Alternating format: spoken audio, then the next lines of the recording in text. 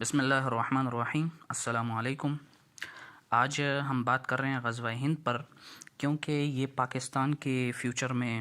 آنے والے واقعات میں سے ایک واقعہ ہوگا، تو اس پر بات کرنا بھی بہت لازمی ہے۔ غزوہ ہند کے بارے میں نبی صلی اللہ علیہ وسلم نے کافی احادیث میں بیان فرمایا ہے۔ اس کی وجہ یہ ہو سکتی ہے کہ تاکہ آج کل کے جو کمزور مسلمان ہیں ان کو پہلے سے ہی ہمت مل جائے۔ ظاہر اب ہندو جو انڈیا اتنا بڑا ملک ہے تو اس میں پاکستان چھوٹا سا ملک ہے، جب یہ ہوگی لڑائی ہوگی تو مسلمانوں کو یہ ہمت ملے کہ انشاءاللہ، کیونکہ ہمارے نبی نے فرمایا ہے کہ یہ مسلمانوں نے ہی جیتنی ہے، تو اس لیے پاکستان کو حوصلہ ملے اس سے۔ کچھ لوگ کہتے ہیں کہ غزوہ ہند جو ہے وہ ہو چکا ہے، تو اس میں کیونکہ کچھ احادیث ایسی ہیں جس میں ہم مطالعہ کریں تو ہمیں پتہ لگتا ہے کہ غزوہ ہند جو ہے ابھی ہونا باقی ہے، کیونکہ ایک حدیث ہے حضرت کعب احبار رضی اللہ عنہ کی حدیث، ان سے منقول ہے کہ بیت المقدس کا ایک بادشاہ ہندوستان کی جانب ایک لشکر روانہ کرے گا۔ مجاہد سرزمین ہند کو پامال کر ڈالیں گے، اس کے خزانوں پر قبضہ کر ڈالیں گے،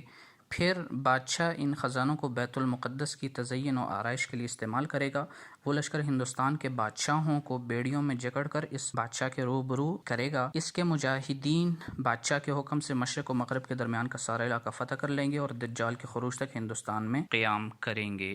یعنی کہ اس حدیث میں جو بادشاہ کا ذکر فرمایا گیا ہے، مسلمان جو بادشاہ ہوگا وہ مدد کے لیے آج تک ایسا واقعہ پیش نہیں آیا ہے، اس لیے یہ جو غزوہ ہند ہے یہ ابھی تک نہیں ہوئی ہے، یہ ہونا ہے۔ اور بیڑیوں میں جکڑ کر لے کر جانے کا واقعہ بھی پیش نہیں آیا ہے، اور پھر وہ وہاں رہیں گے اور دجال کے خروج تک یہ بھی نہیں ہوا ہے۔ تو اس لیے اس حدیث کے مطالعے کے بعد بھی ہم کہہ سکتے ہیں کہ یہ جو غزوہ ہند ہے یہ نہیں ہوا ہے، ابھی یہ ہونا باقی ہے۔ دوسری حدیث ہے حضرت ابو ہریرہ سے نقل ہے کہ میرے جگری دوست رسول صلی اللہ علیہ وسلم نے مجھ سے بیان کیا کہ اس امت میں سندھ و ہند کی طرف سے لشکروں کی روانگی ہوگی۔ اگر مجھے کسی ایک مہم میں شرکت کا موقع ملا اور اس میں شہید ہو گیا تو ٹھیک، اگر غازی بن کر واپس لوٹ گیا تو میں ایک آزاد ابو ہریرہ ہوں گا جسے اللہ تعالیٰ نے جہنم سے آزاد کر دیا ہوگا۔ ایک اور روایت میں ہے نبی صلی اللہ علیہ وسلم نے ہم سے غزوہ ہند کا وعدہ فرمایا۔ ابو ہریرہ فرماتے ہیں اگر مجھے اس میں شرکت کا موقع ملا تو میں اپنی جان و مال سے اس میں خرچ کروں گا، اگر قتل ہو گیا تو میں افضل ترین شہداء میں شامل ہوں گا، اگر واپس لوٹ آیا تو ایک آزاد ابو ہریرہ ہوں گا، یعنی جہنم سے آزاد کردہ ہوں گے، کیونکہ نبی صلی اللہ علیہ وسلم نے بشارت دی تھی کہ دو گروہوں کو جہنم سے چھٹکارے کی، ان میں سے ایک جو ہندوستان کے خلاف غزوہ ہند میں شرکت کرے گا۔ دوسری ایک حدیث ہے حضرت ابو ہریرہ سے منقول ہے کہ ہندوستان کا تذکرہ کرتے ہوئے نبی صلی اللہ علیہ وسلم نے فرمایا ضرور تمہارا ایک لشکر ہندوستان سے جنگ کرے گا، اللہ ان مجاہدین کو فتح عطا فرمائیں گے حتیٰ کہ وہ مجاہدین ان کے بادشاہوں کو بیڑیوں میں جکڑ کر لائیں گے اور اللہ تعالیٰ ان کی مغفرت فرما دیں گے۔ پھر جب وہ مسلمان واپس لوٹیں گے تو حضرت عیسیٰ ابن مریم کو شام میں پائیں گے۔ اس حدیث کے مطالعے سے بھی ہمیں پتہ لگتا ہے کہ ابھی غزوہ ہند نہیں ہوا، کیونکہ وہ جو لشکر ہے وہ جب جیت جائے گا تو وہ جب واپس لوٹے گا تو حضرت عیسیٰ کو شام میں پائے گا۔ تو یہ جو کہتے ہیں ہو چکا ہے، ان کے لیے یہ بھی ایک دلیل ہے کہ یہ ابھی نہیں ہوا ہے۔ ایک اور حدیث میں ہے حضرت ابو ہریرہ فرماتے ہیں کہ ایک دن رسول صلی اللہ علیہ وسلم نے ہندوستان کا ذکر کرتے ہوئے فرمایا یقیناً تمہارا ایک لشکر ہندوستان سے جنگ کرے گا اور اللہ ان مجاہدین کو فتح دے گا حتیٰ کہ سندھ کے حکمرانوں کو بیڑیوں میں جکڑ کر لائیں گے، اللہ ان کی مغفرت فرما دیں گے، پھر جب وہ واپس لوٹیں گے تو حضرت عیسیٰ ابن مریم کو شام میں پائیں گے۔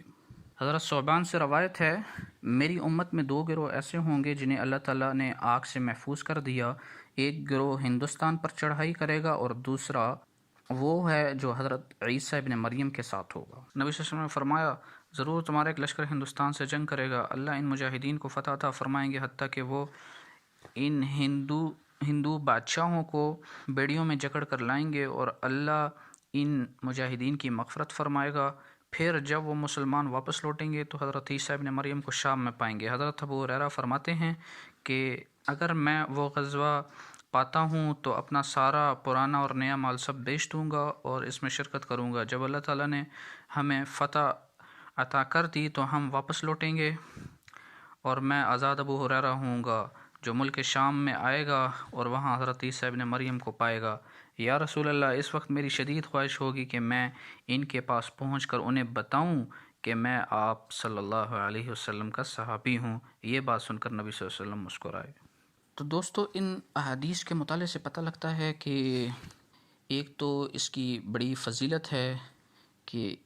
جو ہندوستان کے خلاف جو جنگ ہوگی، جہاد ہوگا، غزوہ ہند ہوگا،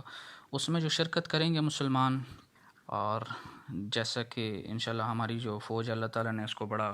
قوت نصیب فرمائی ہے، ہتھیاروں سے بھی اور تربیت سے بھی قوت فرمائی ہے، انشاءاللہ اپنی فوج کے ساتھ جو ہے انشاءاللہ ہم اس کی مدد کرتے ہوئے اس غزوہ میں انشاءاللہ جب شریک ہوں گے، اگر ہماری زندگی میں ہوتا ہے تو جہنم سے چھٹکارا مل جائے گا۔ جو غازی ہو جائیں گے اور جو شہید ہوں گے وہ افضل شہداء میں سے ہوں گے۔ صحابہ نے جو ہے حضرت ابو ہریرہ جیسے صحابی جو ہیں، انہوں نے اس غزوہ میں شامل ہونے کے لیے جو ہے آرزو کی ہے۔